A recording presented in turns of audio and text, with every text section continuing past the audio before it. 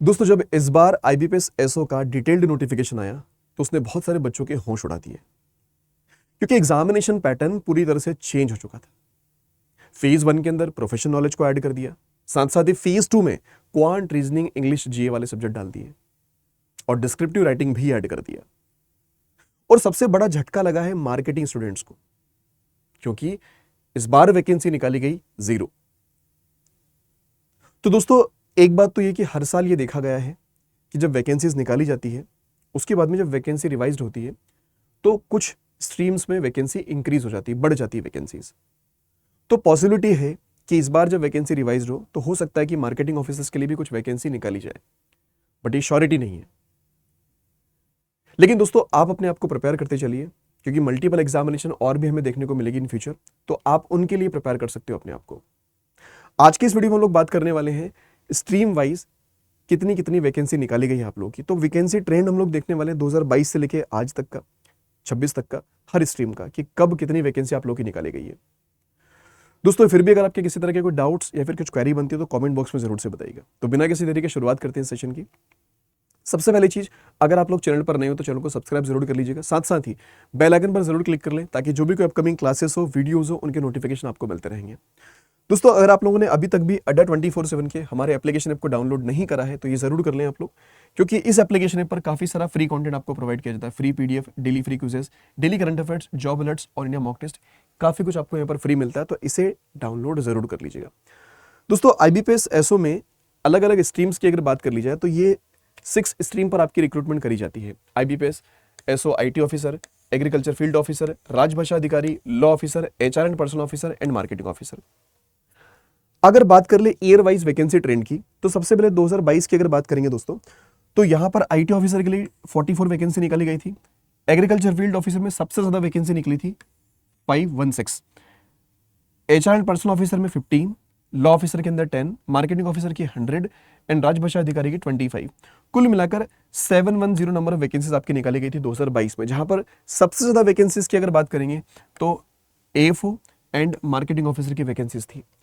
2023 के अंदर दोस्तों अंदर जाओगे आप लोग तो यहां पर आईटी ऑफिसर के लिए 120 नंबर वैकेंसीज, एएफओ के लिए 500, एचआर एंड पर्सनल ऑफिसर के लिए 31, लॉ ऑफिसर के लिए 10, मार्केटिंग ऑफिसर की 700 वैकेंसीज थी और राजभाषा अधिकारी की दोस्तों 41 नंबर ऑफ वैकेंसीज थी। कुल मिलाकर अगर देखा जाए तो 1402 नंबर ऑफ वैकेंसीज आपको देखने को मिली थी 2023 के अंदर, और यहां पर भी एएफओ एंड मार्केटिंग ऑफिसर की सबसे ज्यादा नंबर ऑफ वैकेंसीज देखने को मिली।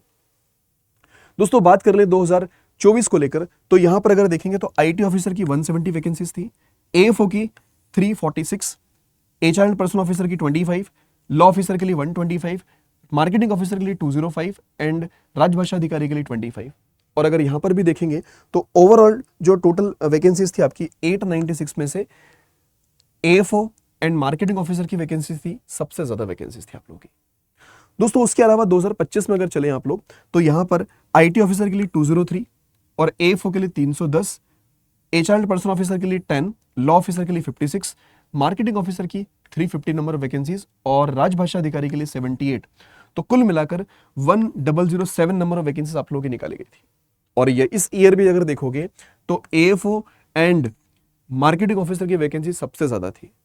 शॉकिंग रहा इस बार का डेटा, 2026 का डेटा शॉकिंग रहा दोस्तों सारे स्टूडेंट्स के लिए और हम लोगों के लिए भी खासकर, कि 350 से मार्केटिंग ऑफिसर की वैकेंसीज कितनी कर दी गई है, 0 कर दी गई है। और आईटी ऑफिसर की वैकेंसी इस बार सबसे ज्यादा है। पिछले 5 सालों में अगर देखा जाए तो आईटी ऑफिसर की वैकेंसी दोस्तों इस बार जो निकली है वो सबसे ज्यादा वैकेंसीज निकली है, 301। एएफओ की वैकेंसी में थोड़ा डाउनफॉल रहा है, 190 रही है। एचआर एंड पर्सनल ऑफिसर की वैकेंसी 60, लॉ ऑफिसर की वैकेंसीज भी सबसे ज्यादा रही है, मतलब ज्यादा रही है इस बार की, 105। उसके अलावा मार्केटिंग ऑफिसर 0 एंड राजभाषा अधिकारी 89। राजभाषा में भी अच्छी वैकेंसी निकाली गई इस बार। टोटल मिलाकर अगर देखा जाए तो 745 नंबर ऑफ वैकेंसीज दोस्तों इस बार आपको देखने को मिली है। शॉकिंग डेटा रहा है मार्केटिंग ऑफिसर्स के लिए।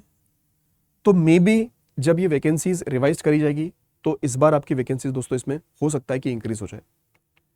अगर हम इन सारे ईयर्स को देखें, सारे ईयर्स को अगर एक साथ अगर अपन देखें तो 2022 में अगर देखोगे ना तो एएफओ के अंदर और मार्केटिंग के अंदर सबसे ज्यादा नंबर ऑफ वैकेंसीज आपको देखने को मिल रही है। 23 के अंदर भी जाओगे तो इन दोनों ही स्ट्रीम्स में सबसे ज्यादा वैकेंसीज है। 24 के अंदर जाए तो सबसे ज्यादा वैकेंसी इन्हीं दोनों स्ट्रीम्स के अंदर है।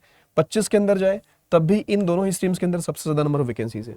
और इस बार अगर देखा जाएगा तो भाई साहब AFO के अंदर तो 190 है और मार्केटिंग के अंदर 0 कर दी इन्होंने वैकेंसी, है ना। और सबसे ज्यादा नंबर ऑफ वैकेंसीज की अगर बात करें दोस्तों तो इस बार IT ऑफिसर को सबसे ज्यादा नंबर ऑफ वैकेंसी दी गई है और ये सबसे बड़ी वैकेंसी है पिछले 5 सालों की IT ऑफिसर के अंदर। AFO के अंदर अगर देखा जाए तो दोस्तों ये वैकेंसी डिक्रीज करते चले गए हैं। जैसे यहाँ पर 516 थी, इधर 500 थी, 346 थी, 310 थी और यहाँ वैकेंसी इन्होंने और डिक्रीज कर दी, है ना।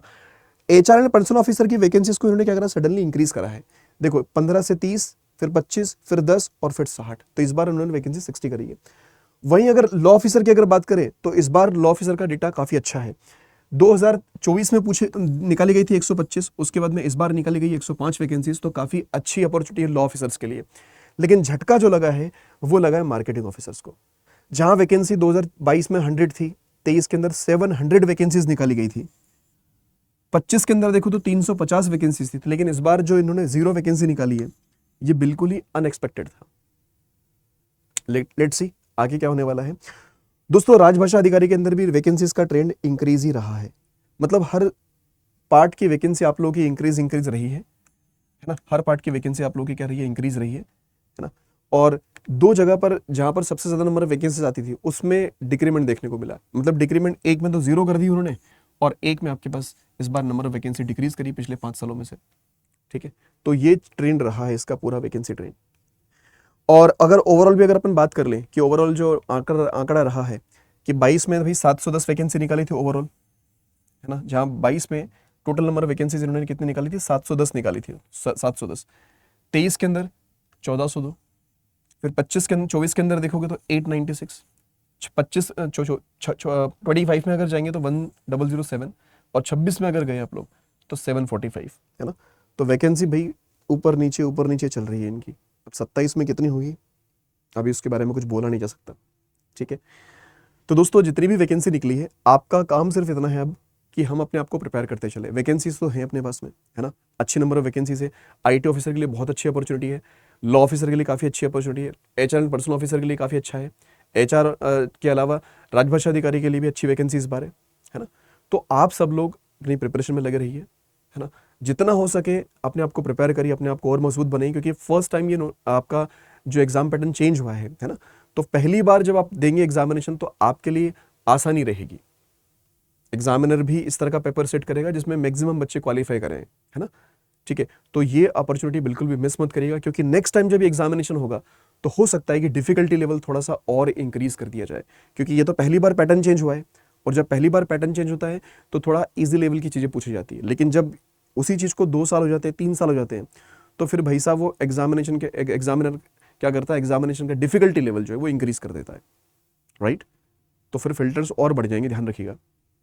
कोशिश करो इसी बार आपको एग्जाम निकलना है और अभी भी स्टार्ट करोगे प्रिपरेशन तो बिल्कुल पॉसिबल है इस एग्जाम को क्वालिफाई करना है, क्योंकि प्रीलिम्स आपका 29 अगस्त को है और मेंस के लिए आपके पास सफिशिएंट टाइम है भैया। नवंबर में एग्जामिनेशन है मेंस का, तो प्रीलिम्स को यार बहुत आराम से प्रिपेयर कर सकते हो। Quant, reasoning, English, GA, professional knowledge वाला पार्ट है, बिल्कुल आराम से प्रिपेयर कर सकते हो। प्रीलिम्स तो 50 दिन भी सफिशिएंट होते हैं इस एग्जामिनेशन के लिए, प्रीलिम्स लेवल पर आपको प्रिपेयर कराने के लिए। और मेंस के लिए समय है अपने पास, कर सकते हैं आराम से उसके लिए भी, ठीक है। तो ध्यान रखिए, अपने आप को प्रिपेयर करते चलिए। अगर आप लोग अड्डा 24/7 के साथ जुड़कर प्रिपरेशन करना चाहते हो इस एग्जामिनेशन के लिए तो यू कैन एनरोल इन अवर महापेक्स, है ना। अभी ऑफर भी चल रहे हैं तो आपको 80% का डिस्काउंट मिल जाएगा दोस्तों, साथ साथ ही 3x वैलिडिटी मिल जाएगी।